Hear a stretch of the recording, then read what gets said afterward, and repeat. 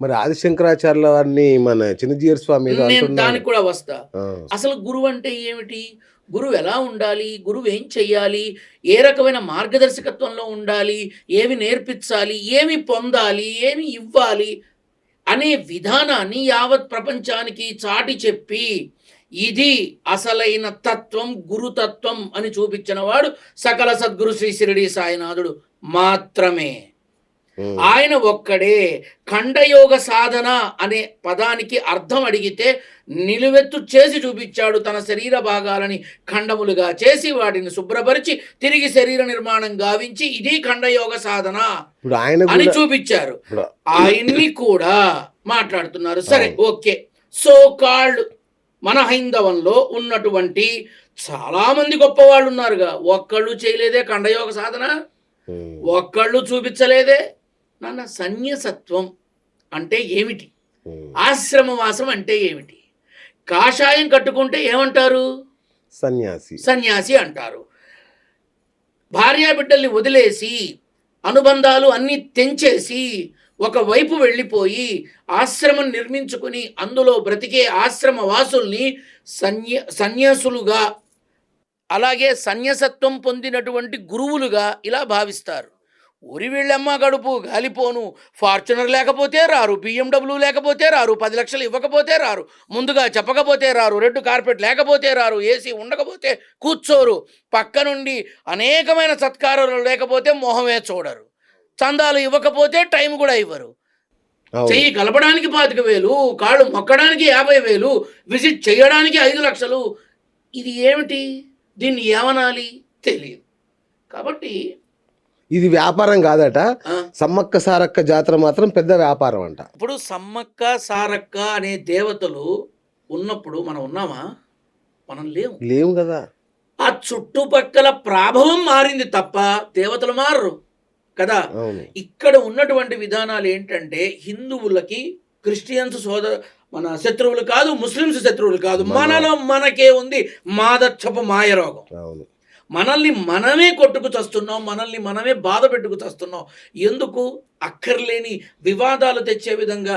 సాయిబాబా ఏం చేశాడు? సాయిబాబా ఆనాడే అన్నాడు, నువ్వు నా కోసంగా మందిరం కడితే ఆ రోజుతో పూర్తవుతుంది నా అవతారం అని అన్నాడు. ఆయన ఉన్నంత కాలం ఏనాడన్నా షిరిడి గురించి తెలుసా ప్రపంచానికి? ఆయన చెప్పాడు, నా తదనంతరం షిరిడి ప్రపంచానికి తెలుస్తుంది అని. ఆ తర్వాతే తెలిసింది.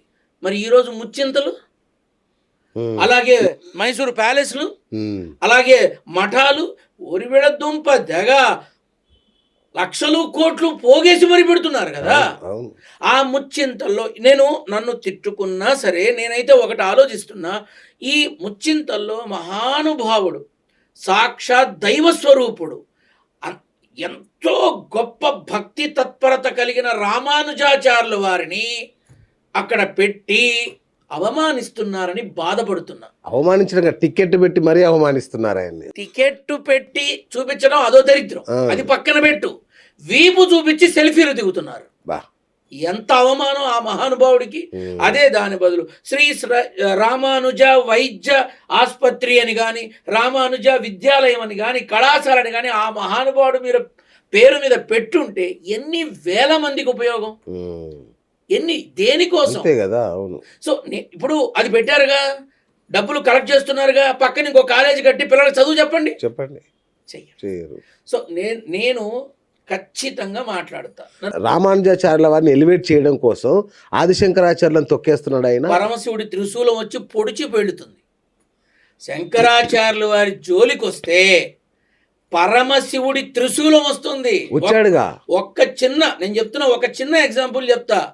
ఆది శంకరాచార్యుల వారి యొక్క ప్రభావం అసలు ఆయన ఏమిటి తెలుసుకోవాలి. ఫస్ట్ ఆయన ఏమిటో తెలుసుకోవాలి. తన శిష్యుడిని చెరువుకి అవతల ఉన్న తనని చూడాలి అని అనుకున్నటువంటి ఓ మహాభక్తురాల్ని తీసుకొచ్చే క్రమంలో, రాలేని క్రమంలో అప్పుడు వెళ్ళి నువ్వు తీసుకురారా నాన్న అన్నప్పుడు నది అని కూడా ఆలోచించకుండా ఆ మహానుభావుడి మీద నమ్మకంతో నడుచుకుంటూ వెళ్ళిపోయాడు నది మీద. ఆయన వేసే ప్రతి అడుగు కింద ఒక పద్మం విరజిమ్మింది అక్కడ. అందుకే ఆయన పద్మనాభుడయ్యాడు.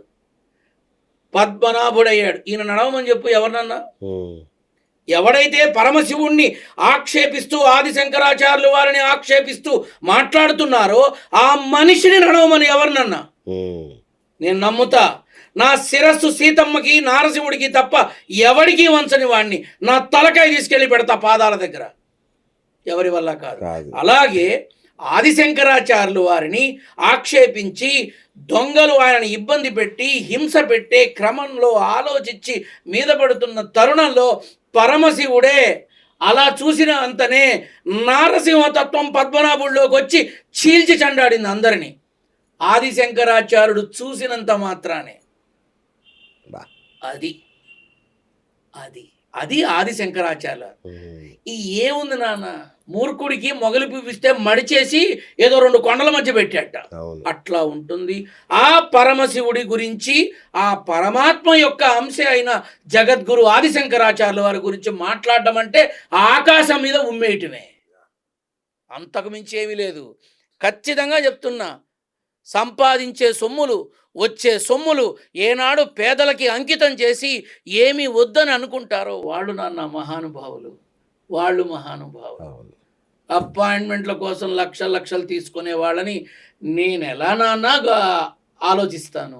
కాబట్టి నేను ఎవరికి నచ్చను, మూర్ఖపుండా కొడుకుని ఖచ్చితంగా చెప్తున్నా. ఉన్నది ఉన్నట్టు మాట్లాడేవాడు యథార్థవాది, లోక విరోధి అంటారు. సో నేను నచ్చచ్చు నచ్చకపోవచ్చు, కానీ నా విధానం కాలి బూడిదయ్యేదాకా నాన్న నేను ఒక మనిషికి జన్మనిచ్చా. నా తల్లి చెప్పింది, నేను ఒక మనిషికి జన్మనిచ్చా. వాడు మనిషిలా బ్రతకాలి, మనిషిలా జీవించాలి, మనిషిని ప్రేమించాలి, మనిషిలాగా మరణించాలి. నీ పూజా విధానాలు, నీ తత్వం, నీ విధానం అంతా ఆ పూజా స్థానం వరకే. పక్కకొస్తే నువ్వు మనిషివి, అది గుర్తుపెట్టుకొని బతుకు అంది, అంతే. అద్భుతం, అద్భుతం, సూపర్ గురూజీ. రైట్, ఇక ఆయనే మరి ఎట్లా వివరణిస్తాడో చూడాలి. తొందరలో అన్ని వస్తాయి. ఎందుకంటే మీరెవరు అంటే పెద్దలు ఎవరు స్పందించట్లా. ఇప్పుడు మీరు బ్రహ్మాండంగా స్పందించారు. చాగంటి లాంటి వాళ్ళు మాట్లాడితే గానీ ఏమన్నా దీనికి ఏమన్నా. నాన్న చాగంటి కోటేశ్వరరావు గారు గౌరవనీయులు. పాపం ఆయన్ని కూడా కృష్ణుడి గురించి మాట్లాడినందుకు చాలా ఇబ్బంది పెట్టారు. గరికపాటి వారి గురించి నేను చెప్పక్కల్లా. ఆ జరిగిన వాటన్నిటికీ వీళ్ళకి ఏమైపోయిందంటే, నోరా వీపుకు చేటు దేకే అన్న చందాన ఎందుకు మాట్లాడడం, ఎందుకు మొదలస్టు అనిపించుకోవడం అని మౌనంగా ఉన్నారేమోనని నేను అనుకుంటున్నా. కానీ మేము హిందూ సనాతన ధర్మ సైనికులం, మేము అది మేమిది అని మాట్లాడే కొంతమంది ఏమైపోయారు, ఎగ్జాక్ట్లీ ఎక్కడికి వెళ్ళారు? సాక్షాత్తు పరమశివుణ్ణే మాట్లాడుతుంటే సనాతన ధర్మం మిమ్మల్ని టోల్గేట్ వేసి ఆపిందా? వెళ్ళి అడగమని చెప్పలేదా? నన్ను పట్టుకొని వీడు ఒక సెక్యులర్ కుక్క, వీడికి ఏమీ తెలీదు అని నానా మాటలు అన్నారు, సునకానందం పొందారు, డన్, ఓకే. మరి ఇప్పుడు సనాతన ధర్మానికి మచ్చ తెచ్చే విధంగా మాట్లాడిన వాళ్ళని మీరేం చేస్తున్నారు? ఒక్కసారి ఆలోచించండి. సనాతన ధర్మం అనేది హైందవానికి ప్రతీక. హిందూ సైనికులైతే, సనాతన ధర్మ సైనికులైతే పరమశివుణ్ణి, మన పరమశివుడిని ఎంతో ఎంతో కించపరిచే విధంగా మాట్లాడి జగద్గురు ఆదిశంకరాచార్యుల వారిని, వారి రూపాన్ని, ఆ విధానాన్ని, ఆ భక్తి తత్పరతని, ఆ మహానుభావుణ్ణి కించపరిచే విధంగా మాట్లాడిన వారికి ఏ రకంగా మీరు సమాధానం ఇస్తారు? ఉందా? ఇది ఒక్కటే కాదు గురు, ఎన్ని మాటలు, అనేక రకాల మాటలు. సమ్మక్క సారక్క అయితే ఏంటి, మాంసాహారం తిన పందులు అంటాడు, ఏమేమో మాట్లాడతాడు. ఇప్పుడు నేను ఒక మధ్య నాకు ఒకటి చూపించారు, నేను ఇప్పుడు దాని గురించి ఒక్క మాట చెప్తా. వినాయకుడి మీద బొద్దింక వెళుతుంటే ఆ బొద్దింకనే తరమలేనివాడు నన్నేం కాపాడతాడు, అందుకే నేను వదిలేశాను. ఎంతవరకు ధర్మం? ఎంతవరకు ధర్మం? నువ్వు ఎవరిని మాట్లాడుతున్నావు? ఇవాళ నువ్వు చెట్టెక్కి కూర్చున్నంత మాత్రాన, అన్నీ నీకు సమకూర్చినంత మాత్రాన కర్మ వెంటాడుతుంది. నువ్వు ఏ కలుగులో ఉన్నా బయటికి తీసుకొచ్చి ఆ కర్మ నిన్ను తీసుకెళ్తుంది. ఇది మర్చిపో. భగవత్ స్వరూపాలని అనడమా? మరి ఇంకోటి అన్నాడు, రామలింగేశ్వర స్వామి కూడా రాముడు స్థాపించలేదు, రాముడికి శివుడికి సంబంధం లేదనేసాడు ఆయన. శివధనస్సు వంచిందే రాముడు. ఆ శివధనస్సు, నా చాపల్యాన్ని ఎవరైతే ఎక్కుపెట్టి దాన్ని భంజిస్తారో వాళ్ళే నీ జీవితంలో భర్తగా వస్తారని సీతాదేవికి స్వప్నంలో కల్పించి చెప్పినటువంటి వాడు పరమశివుడు. ఆ పరమశివుడికి రాముడికి సంబంధం లేదా? నోట్లో డాషులు పెట్టుకున్నారా? బా ఇంకేమన్నా పెట్టుకున్నారా? నేను చెప్తున్నాను కదా, వాళ్ళకి జరుగుతున్నవన్నీ కూడా ముందు వెనక ఆలోచించకుండా మస్తిష్కంలో అక్కర్లేని ఆశలు కోరికలు ఎక్కువయ్యి ఈ రకమైన చండాలం వస్తుంది. రాజకీయ ప్రభావం ఏమైనా ఉందంటారా ఇందులో? ఖచ్చితంగా ఉంది, ఆ, డెఫినెట్ గా ఉంది. ఓకే. రేపు రానున్న ఎన్నికల్లో ముందు పెట్టి ఈయన చెప్పిన వాళ్ళకి బీజేపీ టికెట్ ఇవ్వాలని గ్యారెంటీ ఏంటి? ఓకే. ఆ, దానికోసం చేస్తున్న రిహార్సల్ అని ఎందుకు అనుకోకూడదు? ఓకే.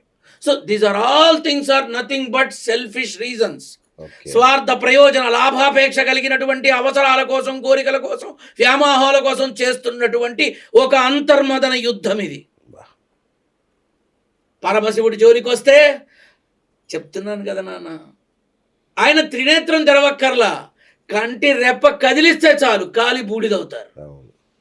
ఏమో చూస్తామేమో.